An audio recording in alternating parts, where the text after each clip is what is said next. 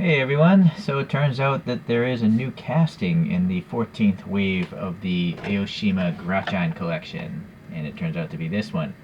This might be a new casting too, but it's kind of a lame looking Z. It looks almost like a stock Z, so I'm not going to get that one.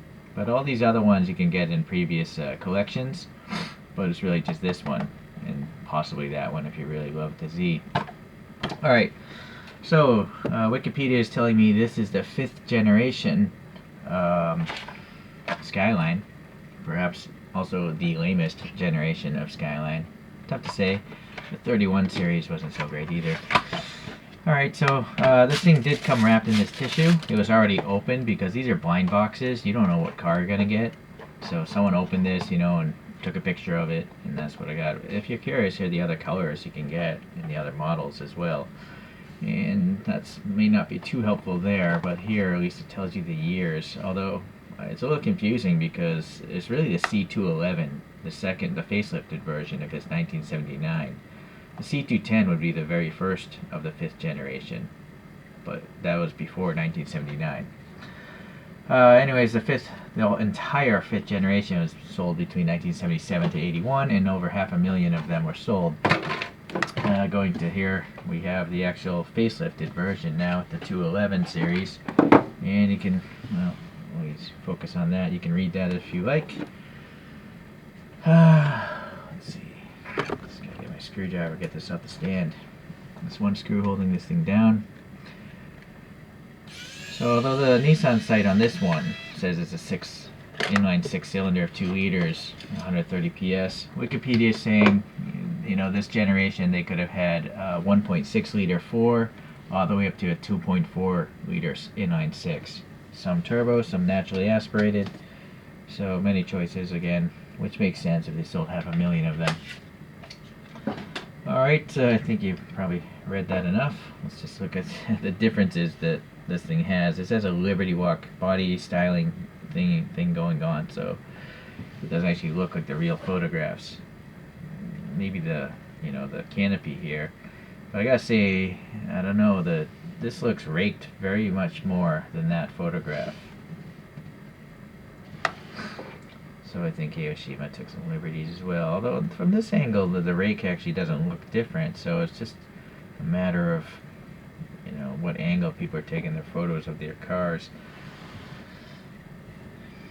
Alright, let's take a look now. We got the nice metallic purplish pink. I think I've seen this color before. It might be even lighter than usual. Well, it's nice nevertheless.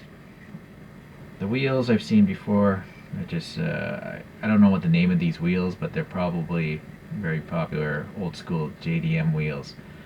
That's what Aoshima Grachans are all about. They're very small size as well, and that's what helps lower their ride height. So the tires are really small. They do roll, kind of. And there's a lot of drag going on. They do have rubbery tires, and I think it's rubbing the inside of the casting. But you could possibly tweak it. You can unscrew the base there. It's got a plastic base. Nice treads here. Yeah, I can feel the friction here. Okay, a little silver on the exhaust there. And let's see, continuing on the side, we have a little bump for the lock and the little depression for the fingers, but silver on the door handle, silver paint going around for the chrome work on the windows. This is raised and painted black. You can see a nice yellow roll cage in there, some black seats and all. This is definitely not standard, so this is something Liberty Walk did. They grafted some sort of fiberglass wing on and then blended it into the side, so it's quite interesting. This looks like it's stock though right here, this line. Okay, so the mirrors are just casted in, and you'll notice there's no badging ever on these Aoshima Grachans. Even though there's a space for a badge, they never seem to print anything Nissan or even LBWK, which is really weird. Maybe, hold on, I gotta go back to that box. I'm wondering if this is even licensed by Nissan or Liberty Walk. Maybe that's why there's no badging whatsoever. Right, there's nothing. Oh, it does say Nissan, but it doesn't say Liberty Walk, so Well, this is weird then. If you're going to get approval from Nissan, why wouldn't they just being lazy then? Oh, it also says Liberty Walk, so the brand is just lazy, it seems. You know, they don't want to print anything on their models. It's really strange. Okay, the headlights are clear plastic. Unfortunately, there's no molded light bulb back there. That's another lost opportunity of detail they could add for free. Orange paint for the blinkers. I think there's a little black paint here for these vents, and then you can see some molded venting there. Some bumper, or I guess spoiler, chin spoiler rivets. I think there's a little black strip here on the front of the bumper. Yeah, and then the side as well. It's weird, it's actually casted, there's a gap casted here, although this is part of the metal casting, same with the bumper itself. But I guess they're trying to mimic the ugly plastic bumpers they had back in the day. Okay, nice ribbing here in the grille. Yeah, it's pretty thin, pretty nice. Yeah, so it's interesting. Yeah, these headlights don't look anything like that Nissan Global website. So these must be some sort of Liberty Walk headlight treatment. Nice panel gaps there. You can really see the nice metallic magenta. I guess this is a magenta. Nice ribbing there. Black dash. This side, yeah, we got the, I guess, I don't know if that's a reflector or a turn signal, or both. Okay. Oh, fuel fillers up here. Okay, that's raised, painted silver. It's nice that they got the little bolt details here on the back of the roll cage. And then the wing, yeah, it's just molded in. And then we have the taillights. At least there's a circle molded in there. It's a little bit better than the headlights. Although, yeah, it would have been nice if maybe there was some red there, right? I mean, you gotta have red rings. Blank license plate is molded into the casting. It's literally metal sticking out there. Reflectors are painted on. Some rivet marks there, raised. And again, that weird bumper separation there. Okay. So that's the Aoshima Grachan way. If you put it into words, they're not very good. You know, but I love these things. Even though they don't have all the features of like Inno 64 or even Mini GT. I mean, Mini GT prints the brands on there, right? And graphics and stuff. And they have hollow spoked wheels. There's no air passing between these wheels. So, yeah, I mean, this one at least has a yellow roll cage, but the bumpers are part of the metal casting like a Hot Wheels. So they're really actually not very good technically, but I just love these things. I want to have, yeah, I think it's because the Liberty Walk styling kit makes them look so wacky, and then the paint jobs are really nice. These funky metallic paint jobs that they put on there.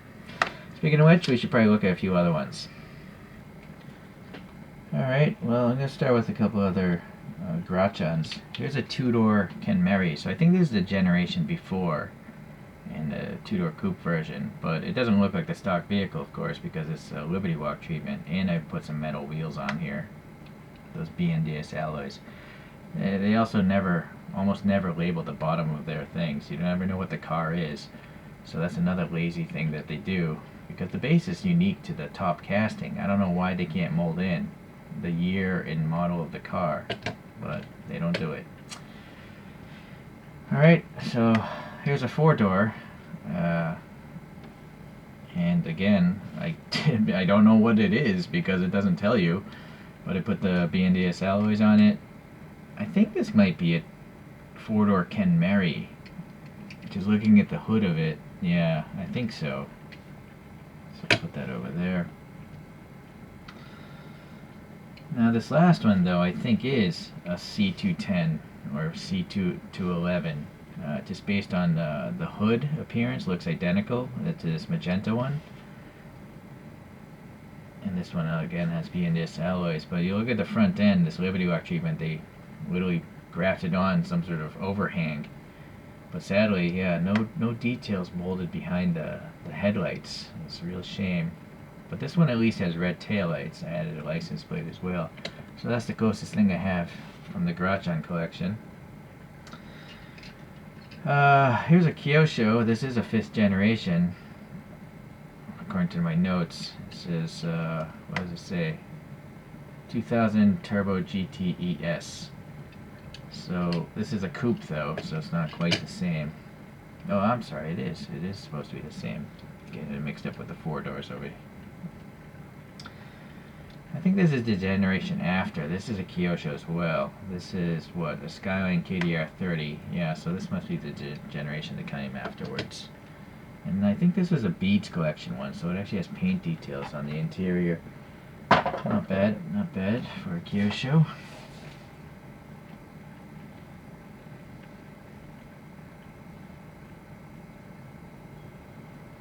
Yeah, see how the Kenmarys have like venting in the hoods, where the C210, C211 does not. So I guess now we have 2 C210s in the Grachan casting lineup.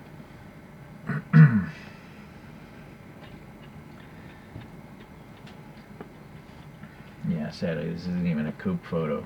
I only had found the rear photograph with the coupe. Alright guys, well, I told you the deal with the Aoshimas. Technically not the greatest models, but I do love them.